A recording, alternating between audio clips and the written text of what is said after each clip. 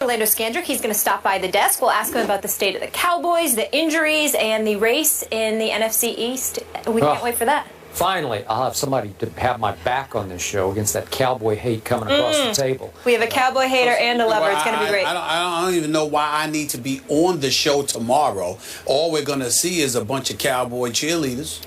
You know, really? We are? Orlando, our Cowboys, our Cowboys, our Cowboys. And you know, far be it from me, I don't want to look like the bad guy for reminding the world y'all haven't won a Super Bowl in 20 years. What makes y'all relevant? I thought America was a great country. I thought America was #1. I thought America was superior to most, if not all. Yet we have the Dallas Cowboys as the representation of America. I mean, I think it's disgraceful. We don't have enough pom-poms for you, though. All those colors. That would be Say tough. whatever you want, you know. I think That's tomorrow right here I don't look on as good as First you Take. don't mean I don't look Orlando good. Scandrick. All right. You look fantastic. Thank you. Heading into the NFL season, there were concerns surrounding the Panthers' offense, some due to injury. And yet, as we approach Week 4, Newton and the Panthers are 3-0 and tied for first in the NFC South with the Atlanta Falcons. Now, of course, the defense, which ranks 7th overall, has played a large role in the team's success.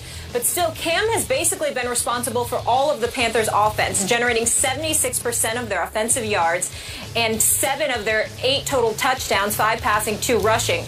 Some are arguing that he's proven to be the most valuable player in the NFL, at least from the perspective of value to his team through Week 3. Cam for MVP. Stephen A. Smith, are you cheering for that one? Well, I don't root against him because I got a lot of love for the kid. I think that he's going through a lot. I think the one blemish on his career obviously had things to do with family as opposed to himself from his college days or whatever. And I applaud him for defending his loved one the way that he did, because most of us would. Since he's been a pro, the only issue we've ever had with him is that he seemed to get down on himself or down on others by putting a towel over his head, and his body language wasn't that great.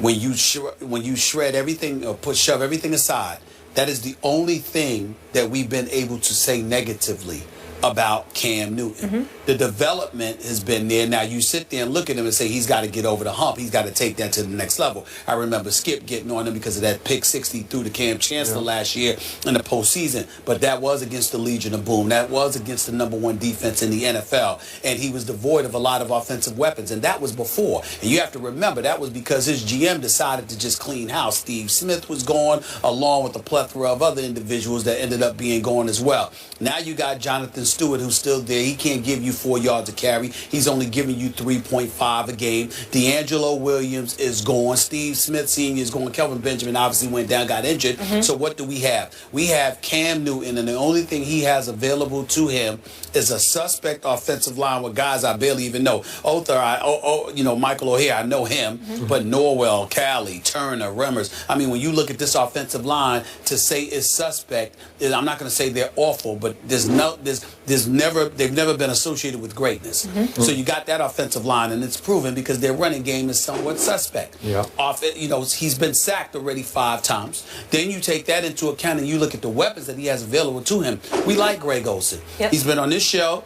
And he's if played he well. wants to, he clearly has a future in broadcasting, but he's showing that he can still play. Had about 134 yards last week, and the guy is their leading receiver. I mean, this is Greg Olsen we're talking about here. He's your leading receiver, and Ted Ginn Jr. is your #1 receiver, even though he's #2 in yardage behind Olsen.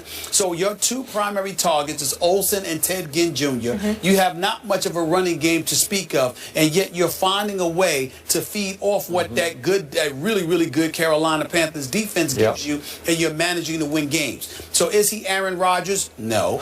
Is he Tom Brady? No. Is he Peyton Manning? No. And he certainly doesn't deserve the MVP award, particularly over Brady or Rodgers, because we know where New England and Green Bay, respectively, would be without those guys. But does he deserve to be in discussion after the 3 weeks, considering what they're doing and what he has to work with? I definitely think that Cam should be in the conversation. He deserves our respect, and we have to acknowledge the job that he's doing under the circumstances that he's being forced to do it. So, if we're talking about Cam for MVP, I'll just give you one scenario whereby it would apply. If this team catapults from its 3-0 start and finishes, I'm going to throw this out, 14-2, he would be right in the thick of the MVP race, because I'm pretty sure he would have to be the biggest reason they went 14-2. Do you think they can go 14-2? No way. I don't. They are clearly the worst of the 3-0 teams so far, and that's no reflection on them. They just are what they are, and they really haven't played anybody of note yet. Their opponents are combined so far 2-7. So they won at Jacksonville 20-9, and they beat the Texans at home by 7, and then they barely held off the Saints and Luke McCown at home last weekend, 27-22, thanks to a spectacular interception by Josh Norman, who is turning into a stud cornerback. So we get back to the defense. It's now ranked so far, just through 3 games against 3 mediocre opponents, it's ranked second in points allowed. Okay, that's pretty great so far. You know, so far against nobody yet, but still, I look at the defense. They lost Charles Johnson to IR for 8 weeks, but they went out and got Jared Allen. I thought that was a sweet pickup, because I think he can still play and he can still help this team. And Kuechly's had a concussion, but I assume he'll be back maybe this week. And then I just mentioned Josh Norman, and Thomas Davis is just a tackling machine. So this defense is pretty legit. The defense reminds me of the team that took them to a 12-4 record and a playoff berth in San Francisco a couple of years back. The offense just leaves an awful lot to be and he lost Kelvin Benjamin, his big 6'5" stud receiver, back in training camp to a freakish injury. And I thought that Devin Funchess would come out of Michigan as a pretty high draft pick. But I think he's going to be fine. He just hadn't done much yet. Yeah, I just think it's too early. He hasn't figured it out yet. I just think it's too early. But remember how we sat here last year and we were like, how could they do this to Cam? They took away like his top 4 receiving weapons. I'm like, how do you put this guy in that position? You know, and they're like, well, we got to pay him. And I'm like, yeah, you got to pay him, but you got to figure out a way to make sure that you got weapons around him. They literally put Cam out there offensively, that is. They put him out there on an island all by himself, and they still managed to win the South with a 7-8-1 record. Okay? And I think they're to be commended for that, but it was a travesty that they put him through that. So you asked me these kind of questions. I'm going to ask it back to you. Sure.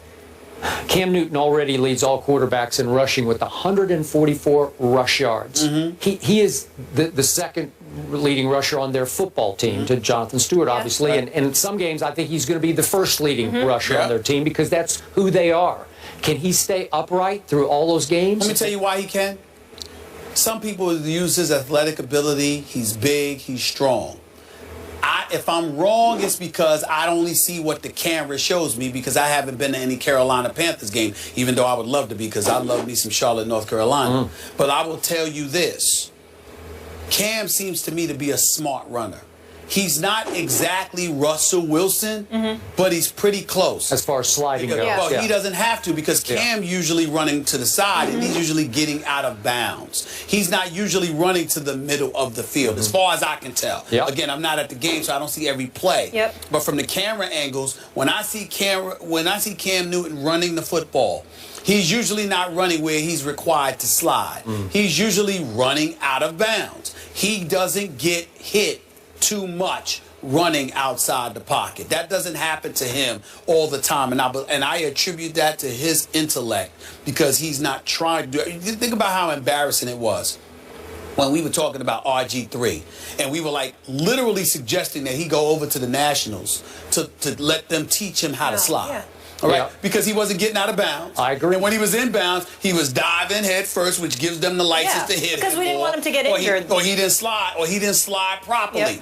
Cam doesn't have that problem. Cam knows how to get out of bounds, and I give him credit for that. Plus, he's bigger and he can take more hits, but he knows how to get out of bounds. And we're going to talk about the Hockey League controversy a little later in the show, but this is why Cam is hanging in there on what he says Hockey League said to him, because he wants protection when he runs with the football. He wants, within the rules, to be protected like everybody else gets protected. And we are going to talk about that. I thought about some good points. Oh, good. All right. Yeah.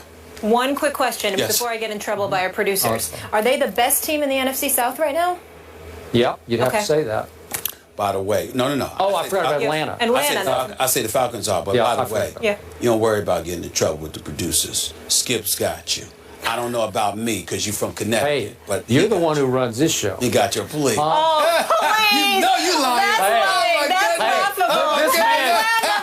This man is connected. He is connected Cam, at the highest level. Am I not right? Please. Connected. You both are. Well, trust me, I'm the rookie. Cam Newton is getting a lot of love right now with the 3-0 start, but is he MVP worthy? Skip and Stephen A have given their takes. We want yours. Go to Twitter and vote yes or no using the hashtag MVP for Cam, and let us know if you think he is worthy of the MVP. LeBron is feeling the love in Cleveland this season, but will there be too much love on the Cavs in 2015? You'll see what I was trying to do there in just a minute. We'll be right back.